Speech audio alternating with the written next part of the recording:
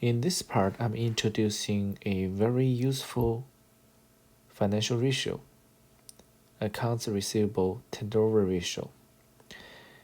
This ratio is used to evaluate a firm's liquidity of accounts receivable.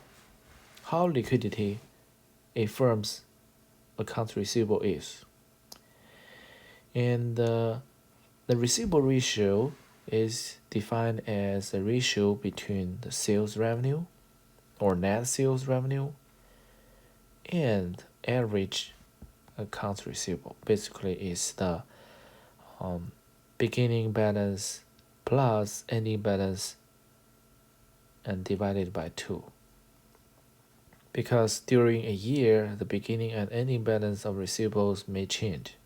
Okay, so we do not use either beginning balance or ending balance. We use the average, which is more accurate. Why? Because the sales is the sales during a period of time, right?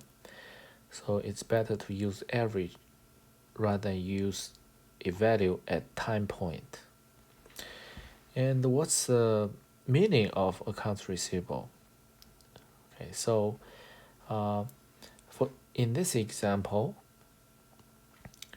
the turnover ratio is 31.2.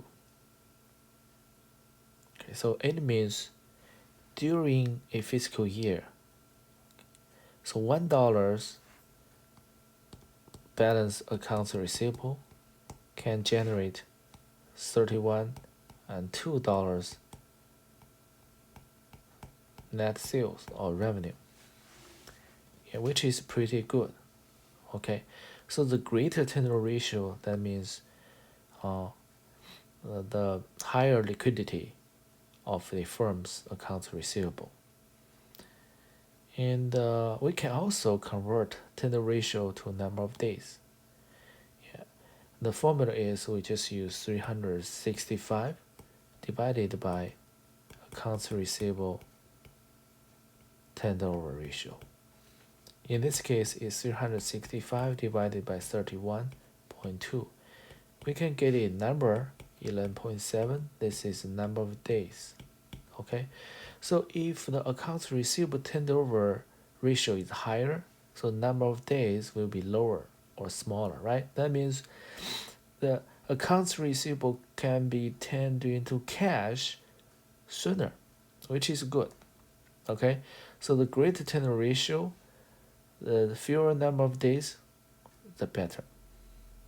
So this ratio is used to evaluate the firm's efficiency in manage their operating capital.